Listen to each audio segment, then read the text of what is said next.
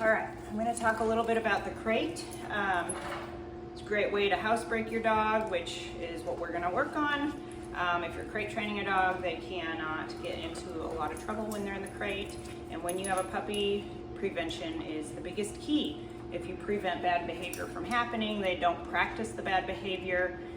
Because if they do practice bad behavior, then what happens is they practice that bad behavior, and sometimes it's self-rewarding, like chewing on your furniture or chewing up the remote control.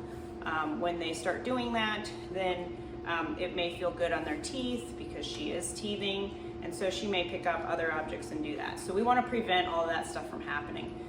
So we're working really hard to crate train her. She did great last night. She slept all night in her crate, no problem whatsoever.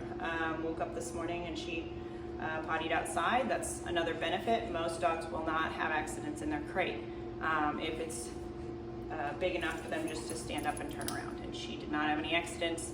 Got up this morning, went potty outside like a good girl. So doing really well with that, right?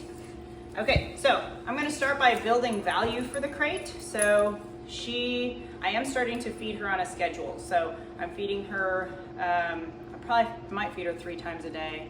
For sure 2 times a day. She's not a chow hound right now because she's been free fed. You just left the food out for her. So I'm trying to build value for food as well. So that will help me in my training also. So anyway, I give her a cup of food this morning. So now I do have some food. It's just regular dog food right here in her bowl. And so I'm going to use this as food to help her earn treats. So basically what I'm going to do is build value for the crate. I'm not going to give her a command to go in at this point because we're just working on some training, and she's got a long tail and she's flipping her tail on my camera. Anyway, so when she chooses to look into the crate on her own, I am going to, mark and toss kibble in there. Oh, did you not see that? There she goes. Yes, good. Oh, did you see it? It's in there. Find it. Find it. It's over there. Where's it? There it is. Good girl. So I'm, again, not giving a command. I'm just building value. So she happens to look in and magically her kibbles appear. It's like magic. Girl. So when she chooses to go in on her own, we're giving her some kibbles, and she's actually eating her kibbles now. That's good. So if I were to lure her, I would take a treat and lure her into the crate. That would be luring her. But I'd rather have her choose to go in the crate. She's so funny when she chews on her food. I think she's still cutting some teeth and stuff, so she doesn't just crunch her kibble. She kind of throws it around in her mouth for a while. Okay, so she's looking at the bowl of food now. That's cheating. Yes. So when she looks into the crate, I'm going to mark with my marker word yes, yes, yes. If I say yes, that means the reward is coming. It means the food is coming. So you'll hear me say that a lot in training. Yes, yes. And all my treats are in the crate, so I'm not handing them to her by hand. I am putting them into the crate. Okay, so I'm going to wait her out here and wait for yes. As soon as she looks in the crate, I say yes. When I mark with the word yes, again, that means the food is coming. That gives me an opportunity to mark the behavior, and then if I'm fumbling around in my treat bag or trying to get treats out, she knows that when I said yes, that was the moment that she did the right behavior that I like. Okay, so I'm not gonna reward that. I'm gonna wait till she, yes, looks down into her crate. Yes. Yes.